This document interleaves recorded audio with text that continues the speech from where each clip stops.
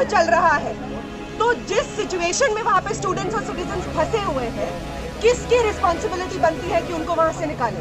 जो स्टूडेंट्स खुद, पेरेंट्स खुद बता रहे हैं कि स्टूडेंट्स कम्युनिकेट नहीं कर पा रहे हैं इंडियन एम्बेसी से, इंडियन एम्बेसी उनके कॉल काट रही है।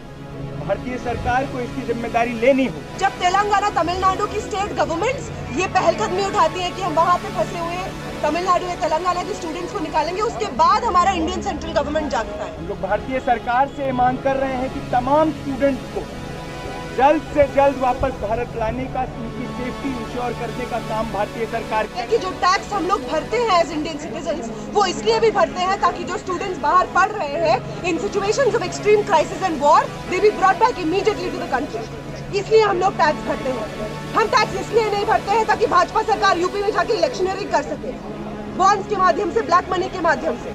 ये एब्स्टिनेंस के मोड से निकले फॉरेन पॉलिसी मैटर्स में भारतीय सरकार, और ये बात कहे कि war is a crime against humanity, war मानवता पर हमला है। भारतीय नागरिकों को वापस लो, वापस लो, वापस लो। इवैक्यूएशन करना होगा, करना होगा, करना होगा।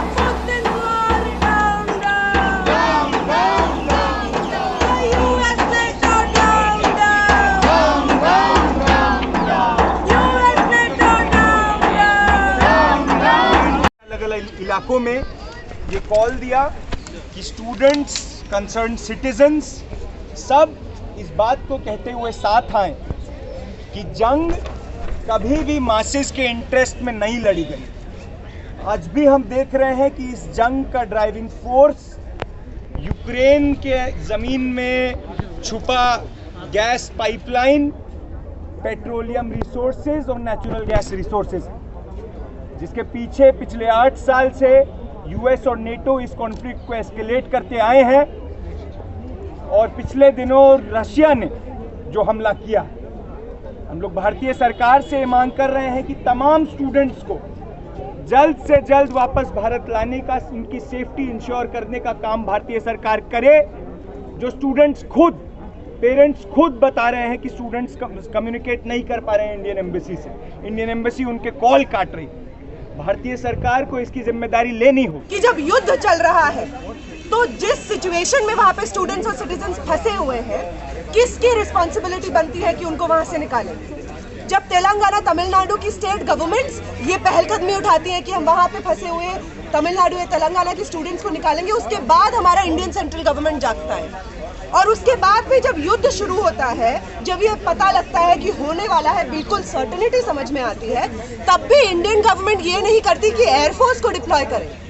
तब इंडियन गवर्नमेंट ये नहीं सोचती है कि जो टैक्स हम लोग भरते हैं एज इंडियन सिटीजन्स, वो इसलिए भी भरते हैं ताकि जो स्टूडेंट्स बाहर पढ़ रहे हैं in situations of extreme crisis and war, they be brought back immediately to the country. इसलिए हम लोग टैक्स भरते हैं। हम टैक्स इसलिए नहीं भरते हैं ताकि भाजपा सरकार यूपी में जाके इलेक्शनरी कर सके, बॉन्ड्स के माध्यम से, ब्लैक मनी के माध्यम से।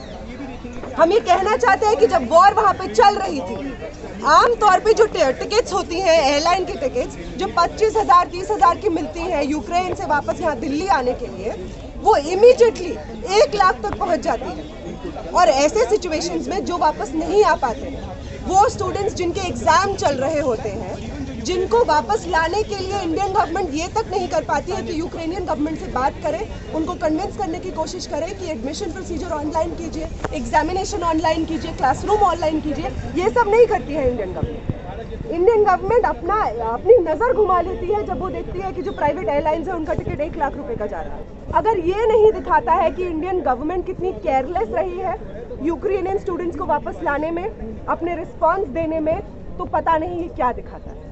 टीवी न्यूज़ मीडिया पे जो भी मीडिया चैनल्स नरेंद्र मोदी की पीठ थपथपा रहे हैं, उनको अकाउंटेबल नहीं घोषित कर रहे हैं, जो भी इस वक्त स्टूडेंट्स वहाँ पे यूक्रेन में सफ़र कर रहे हैं उनके लिए, हम उनको भी कंडेम करना चाहेंगे। हम उनको कहना चाहेंगे कि इस देश के जो आम नागरिक हैं, इस देश के कॉमन स्टूडेंट्स हैं, जो जिनके पास पैसा नहीं होता है यहाँ की प्राइवेट मेडिकल डिग्री हासिल करने के लिए, वो जाते हैं यूक्रेन।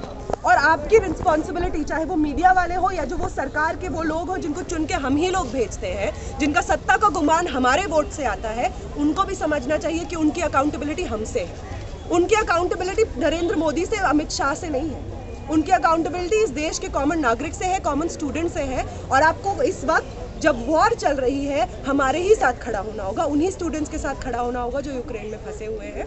हम कहते हैं कि उसका पहला कदम होगा ये एब्स्टिनेंस के मोड से निकले फॉरेन पॉलिसी मैटर्स में भारतीय सरकार, और ये बात कहे कि war is a crime against humanity, war मानवता पर हमला है। और लगातार इस तरह के सिचुएशंस में एब्स्टेन करने से आगे बढ़कर जंग के खिलाफ एक ह्यूमैनिटेरियन स्टैंड भारतीय सरकार ले, वो पहला काम होगा दुनिया के, भारत के हर सिटीजन की सेफ्टी इंश्योर करने के लिए। हम इस प्रोटेस्ट के माध्यम से दुनिया भर में चल रहे एंटी वॉर मूवमेंट्स को भी हम सलाम करना चाहते हैं। हमने देखा बर्लिन में, मॉस्को में, सोमालिया में, फिलिस्तीन में, हर जगह एंटी वॉर मूवमेंट लगातार तेजी पकड़ रहा है। जो यूएस की बॉम्बिंग होती है सीरिया में, जो इजरायली बॉम्बिंग होती है फिलिस्तीन में, पिछले ही हफ्ते में ये घटनाएं होती हैं और उसके खिलाफ बड़ा एक एंटी वॉर मूवमेंट दुनिया भर में खड़ा हो रहा है। हम तमाम एंटी वॉर मूवमेंट्स को सपोर्ट में आज यहाँ पर जुटे हैं और इस मांग के साथ जुटे हैं कि यूक्रेन पर हमला बंद किया जाए, यूक्रेन पर साम्राज्यवादी हमला बंद किया जाए और भारतीय सरकार अपनी रिस्पॉन्सिबिलिटी को समझे।